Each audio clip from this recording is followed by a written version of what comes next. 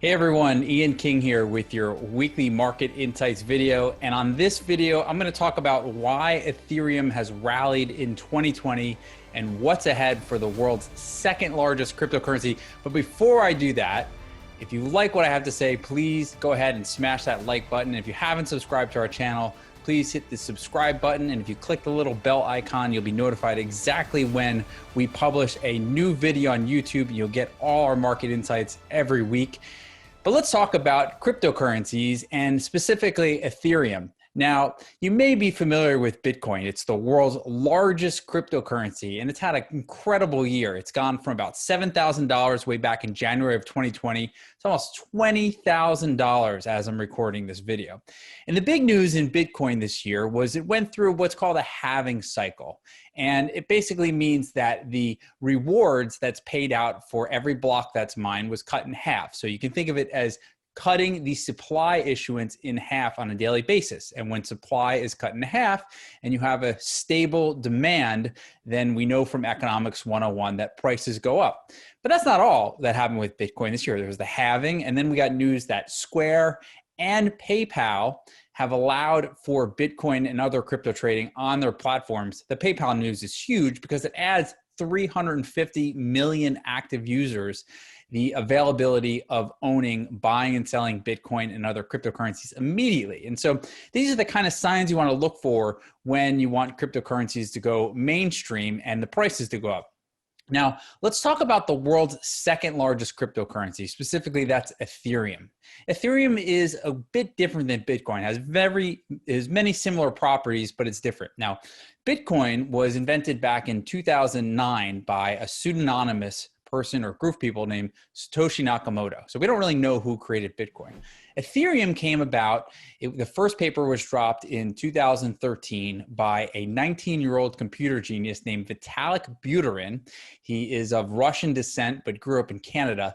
And it was first released to the wild in 2015. That's when Ethereum came about. So we're in 2020 now. Ethereum has only been around for 5 years, and this technology is brand new. And you can think, if this technology is going to be around from the long haul, you can think back to great technologies that we've seen in the past and how fortunate people were to invest in their infancy.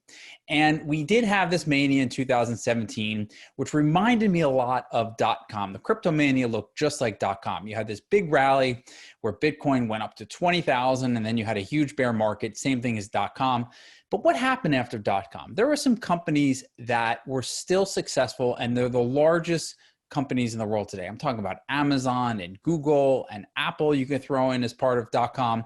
We're seeing that now in the crypto markets where the companies or the specific protocols, the cryptocurrencies that are going to lead this blockchain revolution, this way of storing and transacting with digital data and digital value online, is starting to move up again. And it looks like a lot like .com looked in 2003. Okay. Now, what has been driving the price of Ethereum this year? Because it's up, it's almost tripled. Now, Bitcoin is up about 1.5 times. Ethereum has almost tripled. So it's outperformed Bitcoin significantly.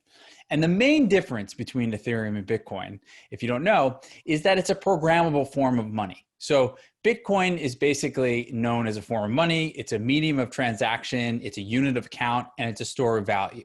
When you take Ethereum, you have the same properties as Bitcoin. However, it has a specific scripting language on top of it that allows you to write a code that the money can be autonomous and can be paid out if certain conditions are met. Now, let me give you a use case.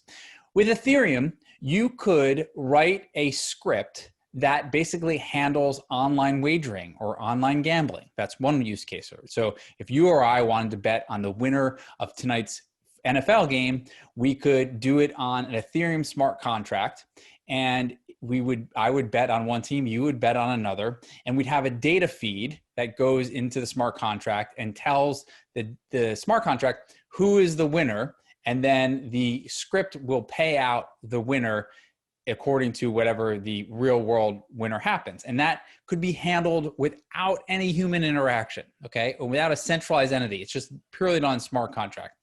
But it opens up to a whole new world of smart contracts where things can be run autonomously. And the big news in Ethereum this year is that it's going from its slow chain, right, into a new thing called the beacon chain. So it's ETH 2.0. And what it means is that Ethereum right now can only handle 25 transactions per second, which is really slow. I mean, if you consider that Visa and MasterCard can handle 25,000 transactions per second, you can see that who would ever want to transact on Ethereum when it's so slow? And if you've used the network before, you know sometimes things take 5 minutes or 10 minutes. It's not instantaneous. But the new upgrade that has been in development for years now initiated phase 1 on December 1st. And what needed to happen was people needed to buy Ethereum and deposit it on the new Ethereum blockchain in order to initiate phase 1. Now, the total phases are not going to be done for at least 2 years. So this is going to be a long time coming, but it's a step in the right direction. Now, you might be asking, where is the growth in Ethereum? What are people using it for? Well, I want to talk about decentralized finance, because if you check on DeFiPulse.com, you'll see total value locked. And you're like, what is total value locked? What it is basically people using Ethereum to lock up their cryptocurrencies, whether it be Bitcoin or Ethereum or lots of other different crypto coins that you can use, and use those to make loans to other people who want to borrow without a middleman, right? If you think about how loans originate now, it's you deposit your money at a bank and someone comes and wants a mortgage, and the bank makes a loan to this person to buy a house using your deposits. And the bank takes a little transaction fee.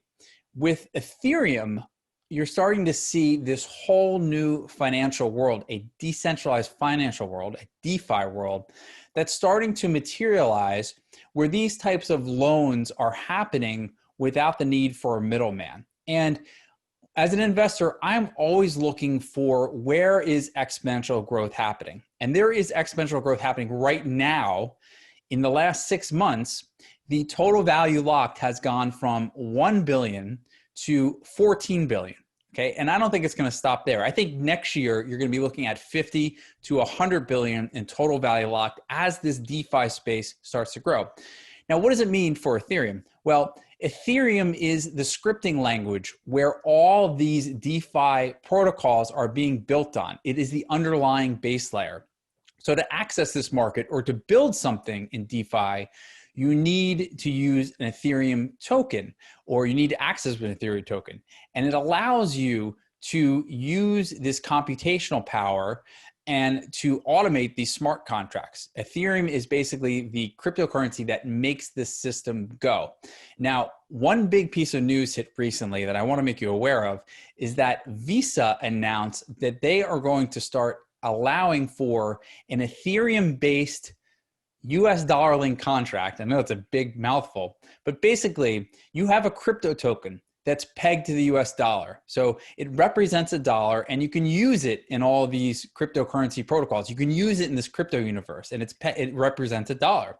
Visa announced that they're going to issue a credit card that's going to allow merchants and consumers to transact with this digital dollar, this dollar that you can use in all these Ethereum smart contracts and in the decentralized finance space. What's amazing about that is this makes decentralized finance immediately available to 30 million merchants. And that is big news. I think this is kind of under the radar still, but to me, it's bigger news than the PayPal news was for Bitcoin, because now you're allowing people to take their cryptocurrency, put it on a smart contract, borrow something that represents a US dollar against it, and then go spend those dollars with a merchant. And this is how this system is going to start to grow. And I believe that in the next year, in the next few years, you're going to continue to see this exponential growth. Remember, it's gone from $1 billion just 6 months ago to 14 billion today, and it shows no signs of stopping. If you've heard about decentralized finance, let us know in the comments. Any questions, please hit us up in the comments. That's all for me today. Thanks for joining in.